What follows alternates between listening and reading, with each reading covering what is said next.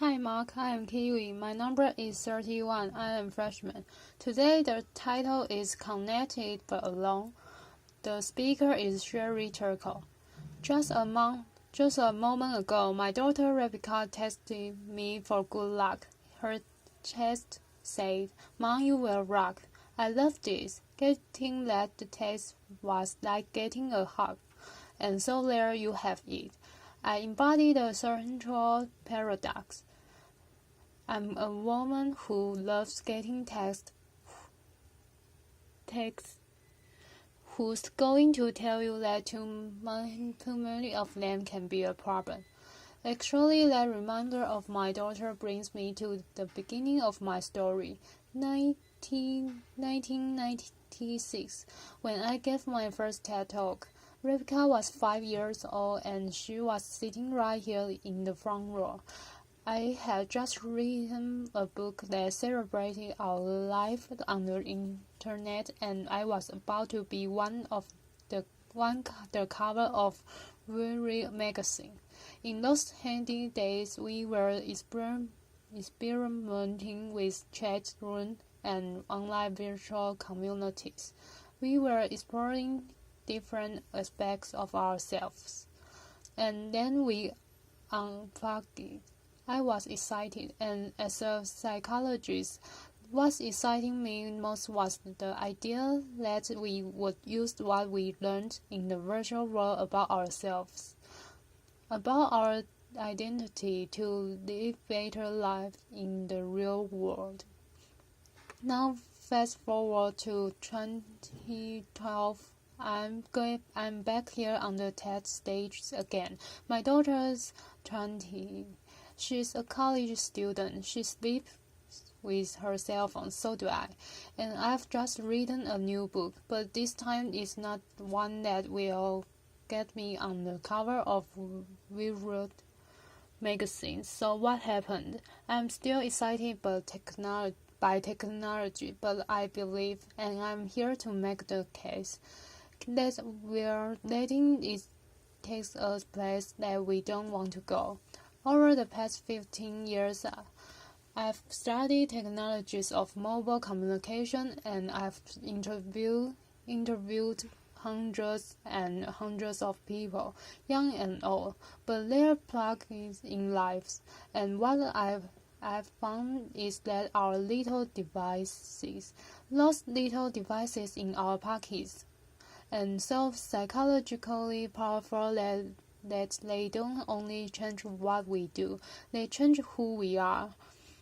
Some of the things we do now with our devices are things that only a few years ago we would have found odd or disturbing, but they've quickly come to seem familiar, just how we do things.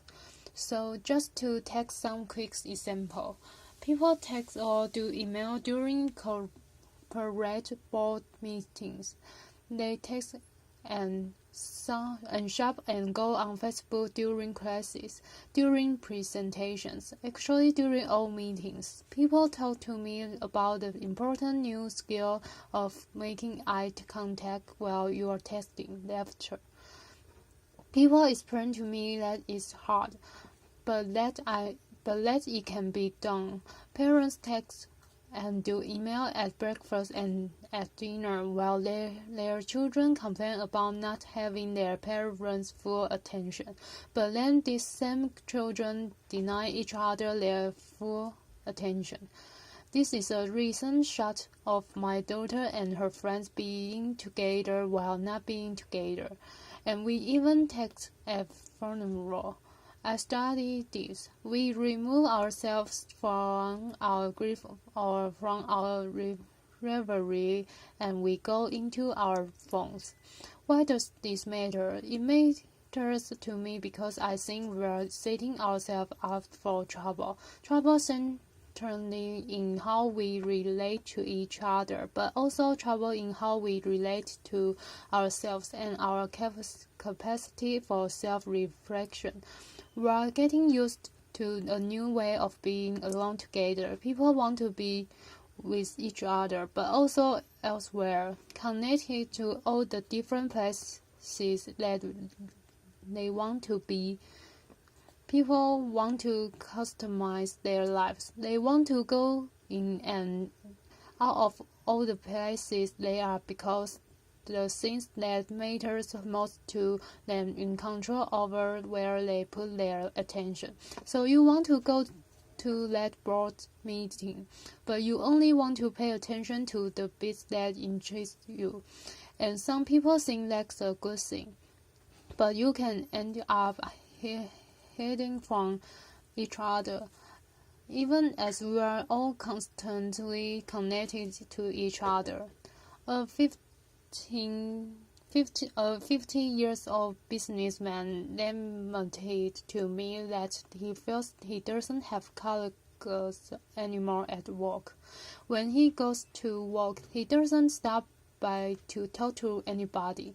He doesn't call, and he says he doesn't want to interrupt his colleagues because he say they're too busy on their email. But then he stops himself and he says, "You know, I'm not telling the truth. I'm the one who doesn't want to be interrupted. I think I should want to, but actually I'd rather just do things on my BlackBerry." Across the generations, I see that people can't get enough of each other and only if they can have each other at distance in amounts they can control. I call it the Goldilocks effect. Not too close, not too far, just right. But what might feel just right for that middle-aged executive can be a problem for an adolescent who needs to develop face-to-face relationships. An 18-year-old boy who uses texting for almost everything says to me wistfully, someday, but certainly not now. I would like to learn how to have a conversation."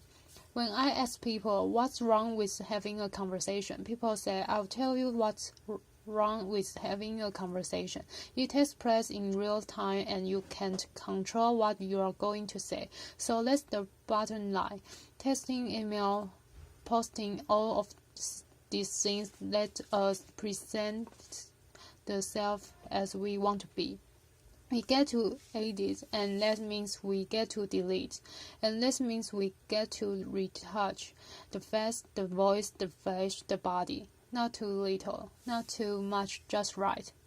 Human relationships are rich and they're messy and they're demanding, and we clean them up with technology. And when we do, one of the things that can happen is that we sacrifice our conversation for mere connection. We shortchange ourselves, and over time, we seem to forget this, or we seem to stop caring. I was caught off guard when Stephen Colbert asked me a profound question. He said, Don't all those little tweets, don't all those little ships of online communication add up to one big group of real conversation?" My answer was no, they don't add up. Connecting is stripped may work for gathering discrete bits of information. They may work for saying, "I'm thinking about you," or even for saying, "I love you." I mean, look at how I felt when I got that text from my daughter. But they don't really work for learning about each other, for really coming to know and understand each other. And we use conversations with each other to learn how to have conversations with ourselves. So a flight from conversation can really matter because it can compromise our capacity for self-reflection. For kids growing up, that skill is the bedrock of development. Over and over I hear, "I would rather text than talk," and what I'm seeing is that people get so used to be short changes out of real conversation, so used to getting by with this, that they have become almost willing to dispense with people altogether. So, for example, many people share with me this wish that someday a more advanced version of Siri, the digital assistant on Apple's iPhone, will be more like a best friend, someone who will listen when others won't. I believe that this wish reflects a painful truth that we've learned in the past 15 years. That feeling that no one is listening to me is very important in our relationships with technology. That's why it's so appealing to have a Facebook page or a Twitter feed. So many automatic listeners. And the feeling that no one is listening to me makes us want to spend time with machines that seem to care about us. We are developing robots. They call them sociable robots that are specifically designed to be companions to the elderly, to our children, to us. Have we so lost confidence that we will be there for each other? During my research, I worked in our nursing homes, and I brought in these sociable robots that were designed to give the elder the feeling that they were understood. And one day I came in, and a woman who had lost a child was talking to a robot in the shape of baby seal. It seems to be looking in her eyes. It seemed to be following the conversation. It comforted her, and many people found this amazing. But that woman was trying to make sense of her life with a machine that had no experience of the arc of human life. The robot put on a great show and were vulnerable. People experienced pretend empathy as though it were the real thing.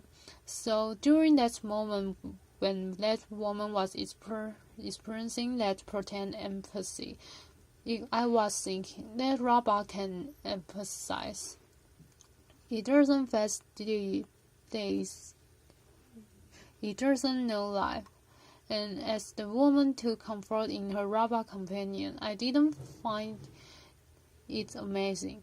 I found it one of the most raging, complicating moments in my 15 years of work.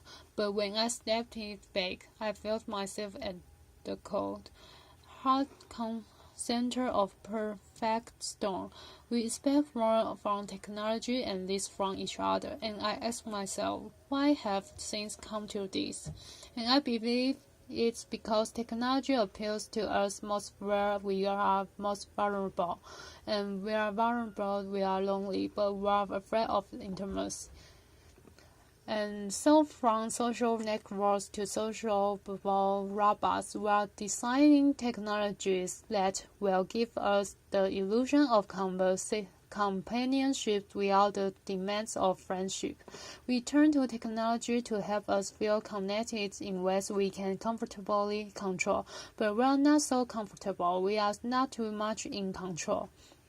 These days, those phones in our pockets are changing our minds and hearts because they offer us the gratifying fantasies. One, that we can put our attention wherever we want it to be. Two, that we will always be heard. And three, that we will never have to be alone. And that third idea, that we will never have to be alone, is central to changing our psyches, because the moment that people are alone, even for a few seconds, they become anxious, they panic, and they fidget. They reach for a device. Just think of people at a checkout line or at a red light. Being alone feels like a problem that needs to be solved. And so people try to solve it by connecting. But here, connection is more like a symptom than a cure. It expresses, but it doesn't solve. an underlying problem, but more than a symptom, constant disconnection is changing the way people think of themselves. It's shaping a new way of being. The best way to describe it is I share, therefore I am. We use technology to define ourselves by sharing our thoughts and feelings even as we are having them. So before it was, I have a feeling. I want to make a call. Now it's I want to have a feeling. I need to send a text. The problem with this new regime of I share, therefore I am is that if we don't have connection, we don't feel like ourselves. We almost don't feel ourselves. So what do? We connect more and more, but in the process, we set ourselves up to be isolated. How do you get from connection to isolation? You end up isolated if you don't cultivate the capacity for solitude, the ability to be separate, to gather yourself. Solitude is where you find yourself so that you can reach out to other people and from real attachments. When we don't have the capacity for solitude, we turn to other people in order to feel less anxious or in order to feel alive.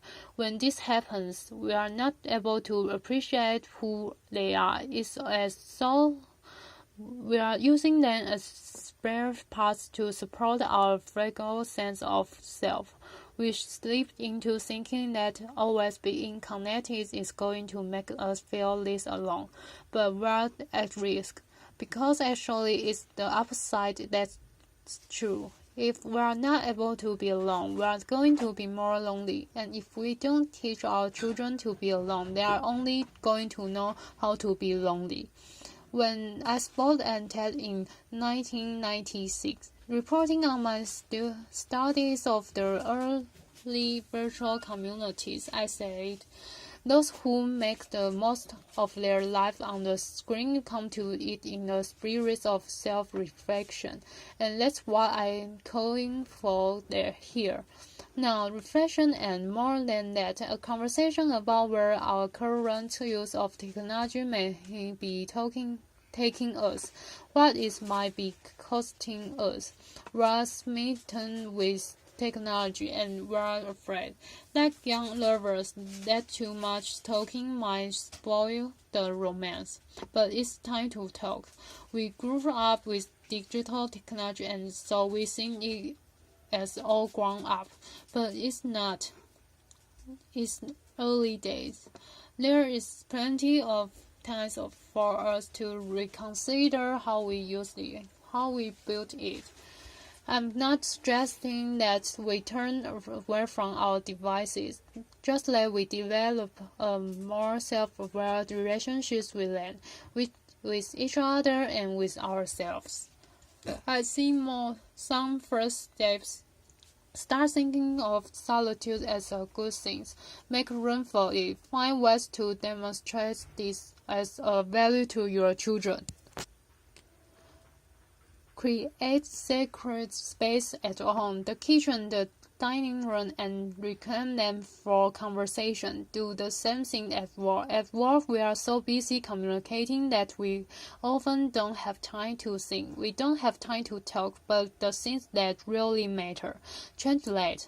Most important, we already need to listen to each other, including to the boring bits, because it's when we stumble or hesitate or lose our words that we'll reveal ourselves to each other. Technology is making a bid to redefine human connection, how we care for each other, how we care for ourselves, but it's also giving us the opportunity to affirm our values and our direction. I'm optimistic. We have everything we need to start. We have each other, and we have the greatest chance of success if we recognize our vulnerability, that we listen when technology says it will take something complicated and promises something simpler. So in my work, I hear that life is hard, relationships are filled with risks, and then There's technology, simple, hopeful, optimistic, even young. It's like calling in the cavalry and it contains promise that online and with avatars, you can finally love your friends, love your body, love your life online and with avatars. We're drawn to virtual romance, to computer games that seem like worlds, to the idea that robots will someday be our true companions. We spend an evening on the social network instead of going to the pub with friends. But our fantasies of substitution have cost us. Now we all need to focus on the many ways technology can lead us back to our real lives, our own bodies, our own communities, our own politics, our own planet. They need us. Let's talk about how we can use digital technology, the technology of our dreams, to make this life the life we can love. Thank you. Applause.